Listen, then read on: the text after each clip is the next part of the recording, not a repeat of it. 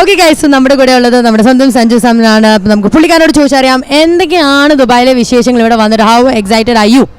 Dubai നമ്മുടെ ഒരു രണ്ടാം വീടാണല്ലോ, നമ്മളെല്ലാവരും വന്നു പോകുന്ന സ്ഥലമാണ്. അപ്പോൾ ഇവിടെ കുറച്ച് സമയം സ്പെൻഡ് ചെയ്യാറുണ്ട്. കളിയില്ലാത്തപ്പോൾ വന്ന് ട്രെയിനിങ്ങും കാര്യങ്ങളും പ്രാക്ടീസും, പിന്നെ വൈകിട്ട് നമ്മുടെ ഫ്രണ്ട്സിനെ കാണാറുണ്ട്. ഫാമിലി കുറേ പേരുണ്ട്. അപ്പോൾ കുറേ സമയം സ്പെൻഡ് ചെയ്യാൻ ഇഷ്ടമുള്ളൊരു സ്ഥലമാണ്. അപ്പോൾ വരാറുണ്ട്. അപ്പോൾ ഇന്ന് ഈ ഒരു ഇവൻ്റ് ഉണ്ടെന്ന് അറിഞ്ഞു. അപ്പോൾ എന്തായാലും കുറേ കൂട്ടുകാർക്ക് അവാർഡൊക്കെ ഉണ്ട്. അപ്പോൾ അവരുടെ കുറച്ച് സമയം സ്പെൻഡ് ചെയ്യാം. ആദ്യമായിട്ടാണ് ഇങ്ങനെ ഒരു ഫിലിം അല്ലെങ്കിൽ സിനിമയുടെ ഒരു ഇവൻറ്റിൽ വരുന്നത്. അപ്പോൾ വന്നൊന്ന് അറിയാമെന്നുള്ളൊരു ആഗ്രഹത്തോടെ വന്നതാണ് അത്. പക്ഷേ ക്രിക്കറ്റ് സംബന്ധമായിട്ട് ഞാൻ ക്വസ്റ്റ്യൻ ചോദിക്കുവാണെങ്കിൽ കൂടുതലായിട്ടും റെസ്പോൺസിബിൾ ആയിട്ടുള്ള ഒരാൾ, അല്ലെങ്കിൽ നമുക്ക് കണ്ടാൽ ശരി ഈ വ്യക്തി ഭയങ്കര റെസ്പോൺസിബിൾ ആണ്, നമുക്ക് നോക്കി പഠിക്കാൻ തോന്നുമെന്ന് തോന്നുവരാണെങ്കിൽ അത് ഏത് ആളുടെ പേര് പറയും? Of course MS ധോണിയാണ്. Everyone love that അല്ലേ? നമ്മുടെ ടാഗ് ലൈൻ എന്ന് പറഞ്ഞാൽ ലെറ്റ്സ് പ്ലേ ടുഗെദർ എന്നുള്ളൊരു സംഭവമാണ്. ഗെയിം തന്നെയാണ്, കളി തന്നെയാണ് എല്ലാം എന്ന് പറയുന്നത്. അപ്പോൾ ലെറ്റ്സ് ഡു ഇറ്റ് ടുഗെദർ എന്ന് പറയുന്നത് let's play together. Thank you so much and enjoy. SIIMA awards 2023 red കാർപ്പറ്റിൽ നമ്മുടെ കൂടെ ജോയിൻ ചെയ്യാണ് സ്വന്തം ബേസിൽ ജോസഫ്. ഹലോ ബേസിൽ. ഹലോ, നമസ്കാരം. നമസ്കാരം. ഞാൻ മലയാളത്തിലൊക്കെ അതാ ഞാനും വിചാരിച്ചു നിങ്ങൾ എന്തിനാ ഇത്ര ഇംഗ്ലീഷ് പറയുന്നത്? രണ്ട് വാക്ക് ഇംഗ്ലീഷിൽ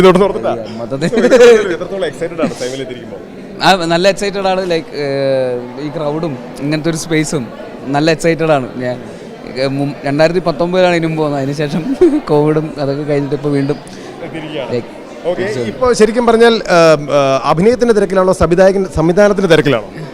ഇപ്പോൾ അഭിനയം നടക്കുന്നു, സംവിധാനത്തിന്റെ എഴുത്തൊക്കെ നടക്കുന്നു, പക്ഷെ തിരക്കിലേക്കായിട്ടില്ല. ഇപ്പോൾ അഭിനയത്തിൽ തന്നെയാണ്. മറ്റൊരു കാര്യം ഈ സംവിധായകനായതുകൊണ്ട് എന്നോട് ചോദിക്കാൻ പറഞ്ഞിട്ടാണ്, ഈ റോബോട്ടുകൾ AI ഇതൊക്കെ വന്നുകൊണ്ടിരിക്കുകയാണല്ലോ. അതെ. അപ്പോൾ റോബോട്ടുകൾ സംവിധാനം ചെയ്യുന്ന ഒരു അവസ്ഥയെ പറ്റി, അല്ലെങ്കിൽ റോബോട്ടുകൾ അഭിനയിക്കുന്ന ഒരു അവസ്ഥയെ പറ്റി എന്താണ് അഭിപ്രായം? റോബോട്ടുകൾ ലൈക്ക് നമുക്ക് തടയാൻ പറ്റില്ല. അത് ഭയങ്കര അനിവാര്യം എന്ന് പറയാൻ പറ്റില്ല. അതൊരു കാലത്തിൻ്റെ മാറ്റമാണ്. നമുക്കത് എങ്ങനെയാണെന്ന് വെച്ചാൽ അതിനനുസരിച്ചിട്ട് അഡാപ്റ്റ് ചെയ്യുക എന്നുള്ളതാണ്. എന്തൊക്കെ പോയാലും ഇപ്പോൾ AIയും അല്ലെങ്കിൽ ഇതിൻ്റെ ഒരു സിസ്റ്റം എന്ന് പറയുന്നത് ഓൾറെഡി ക്രിയേറ്റ് ചെയ്ത് വെച്ചിരിക്കുന്ന കാര്യങ്ങളിൽ നിന്ന് എടുത്തിട്ടാണല്ലോ അത് ക്രിയേറ്റ്.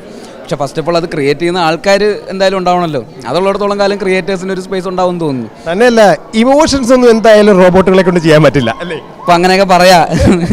2 വർഷം കഴിയുമ്പോൾ അവന്മാർ അതും ചെയ്യും. ഞാനൊരു കാര്യോട് പറഞ്ഞിട്ട്, ഈ A23 എന്ന ഗെയിമിംഗ് പ്ലാറ്റ്ഫോം ഇതുപോലെ ഒരു നോബോട്ട് ഗെയിമിംഗ് പ്ലാറ്റ്ഫോം ആണ്. ഓക്കെ, റോബോട്ട് അല്ല, ഹ്യൂമൻസുമായിട്ട് മാത്രമാണ് നമ്മൾ കളിക്കുക. Okay, thank you. A23 SIIMA awards 2023 ഇവിടെ റെഡ് കാർപ്പറ്റിൽ എൻ്റെ കൂടെ ഉണ്ട് ഐമ റോസ്മി സെബാസ്റ്റ്യൻ. ഹലോ ഐമ. ഹലോ. എത്രത്തോളം എക്സൈറ്റഡ് ആണ് സ്വന്തം നാട്ടിൽ, സ്വന്തം വീട്ടിൽ, സ്വന്തം ദുബായിൽ സൈമ വന്നിരിക്കുമ്പോൾ? Very excited. ഓക്കെ, ഇവിടെ സൈമയിൽ വന്നൊരു പെർഫോമൻസ് കൂടെ കഴിഞ്ഞിട്ടിരിക്കുക. ഞാനൊരു കാര്യം ചോദിക്കട്ടെ, ഇവിടെ സൈമയിൽ വന്ന് കണ്ടതിൽ വെച്ചിട്ട്, അല്ലെങ്കിൽ ഈ ഒരു സൈമ 2023 കണ്ടത് വെച്ചിട്ട് the king and Queen of Saima എന്ന് ചോദിച്ചാൽ ആരെയൊക്കെ ആയിരിക്കും പറയാ? നമ്മുടെ കിങ് എന്ന് പറയുമ്പോൾ നമ്മുടെ ഉലക നായകൻ കമൽഹാസൻ സാർ ഉണ്ടായിരുന്നു. ആൻഡ് നമ്മുടെ ക്വീൻ എന്ന് പറയുമ്പോൾ ട്രിഷ. നമ്മുടെ മലയാളത്തിൽ ഇതൊരു കിങ്ങിനെയും ക്വീനെയും പറഞ്ഞ ആര് പറയും? അയ്യോ, Tovino. And Queen I have n number of options. Yeah. ഞാൻ രണ്ട് ഓപ്ഷൻസ് തരട്ടെ. തരൂ. ഐശ്വര്യ ലക്ഷ്മി. ഓക്കേ. ദർശന രാജ. എൻ്റെ ഫ്രണ്ട് അവളുടെ പേര് പറഞ്ഞില്ല, ചിലപ്പോൾ എന്നെ കൊല്ലും. ഐശ്വര്യ പറയാം. Okay, thank you.